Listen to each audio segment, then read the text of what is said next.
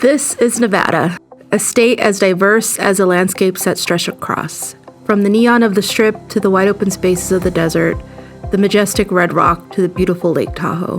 Nevadans of all backgrounds, regardless of race, income, gender identity, or immigration status, deserve to thrive in the communities they call home.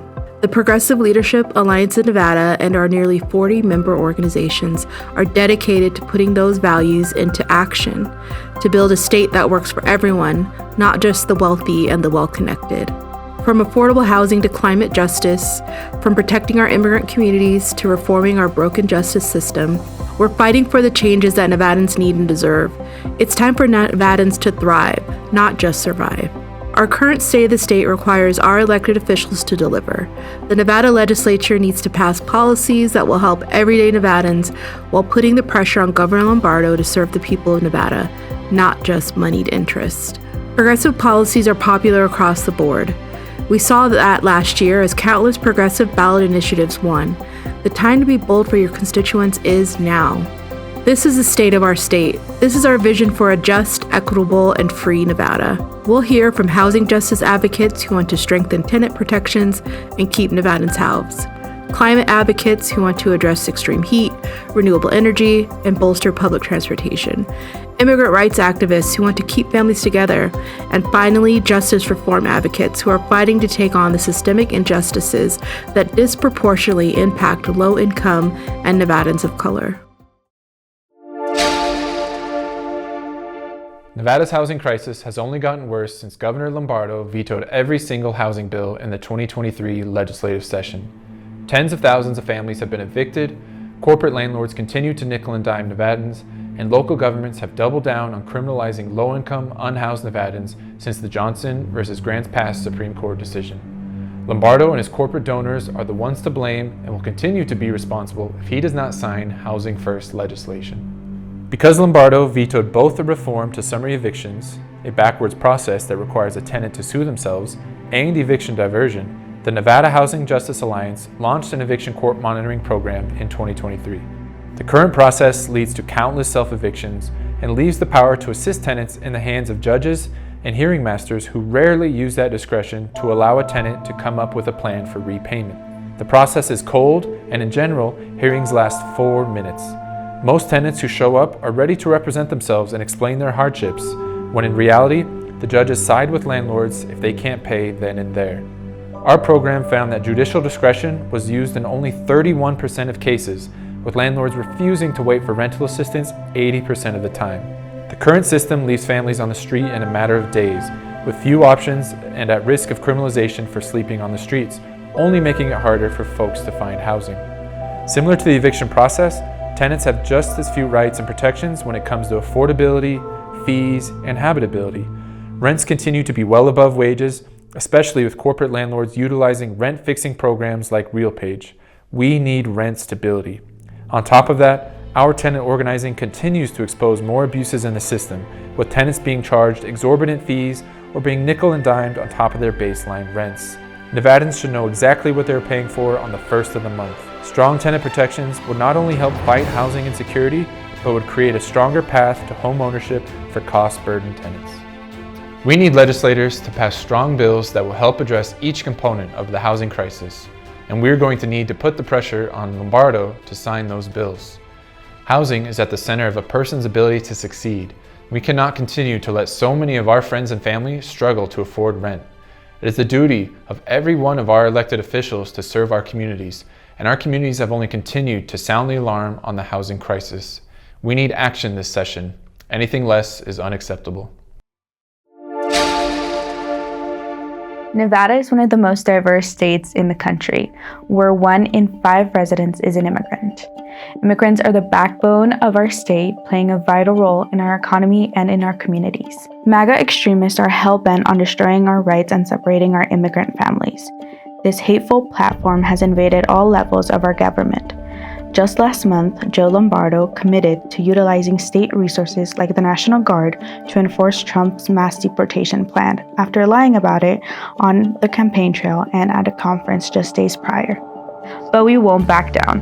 Plan and our partner organizations will continue to stand up to mass deportations and fight to protect our hardworking immigrant community.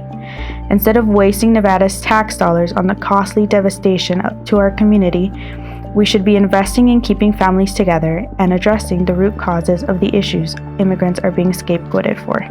They are the backbone of our state, and we will do everything in our power to ensure that they continue to live and work without fear. Like ensuring driver's license for our immigrant communities, access to driver's license is a matter of dignity, public safety, and a necessity for daily life.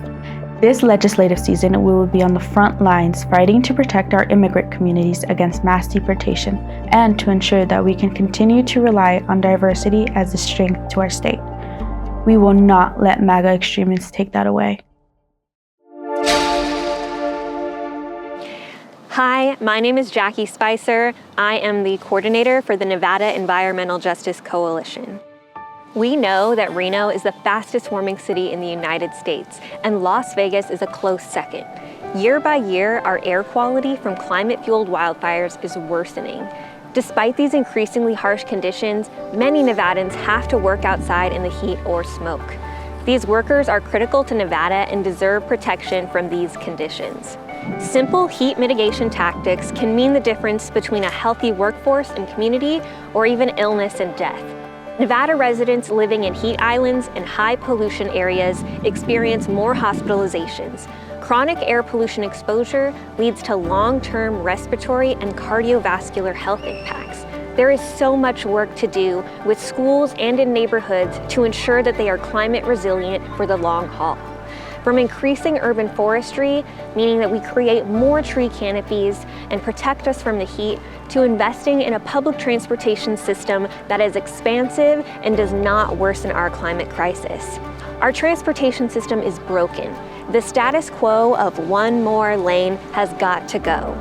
The automotive industry has spent decades pushing a car-centric culture that prioritizes profits over people and the planet, resulting in sprawling cities, pollution, and a public transportation system that lacks investment.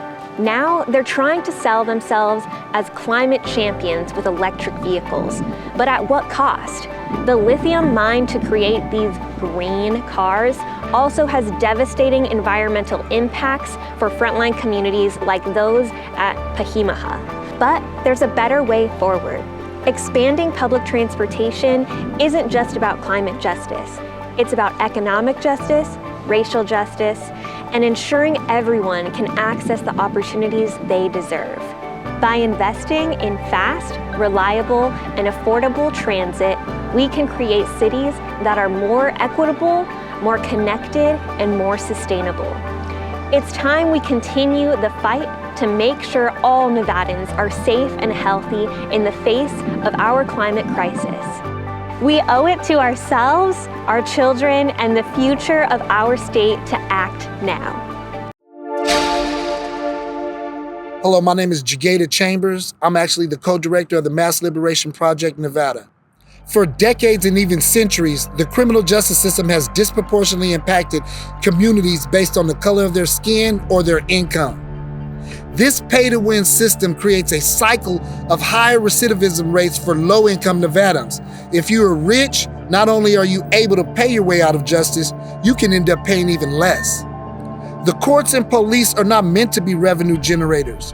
Laws like automatic traffic citation systems do nothing to increase public safety and only say, if you can afford these tickets, you can break the law at no inconvenience to you.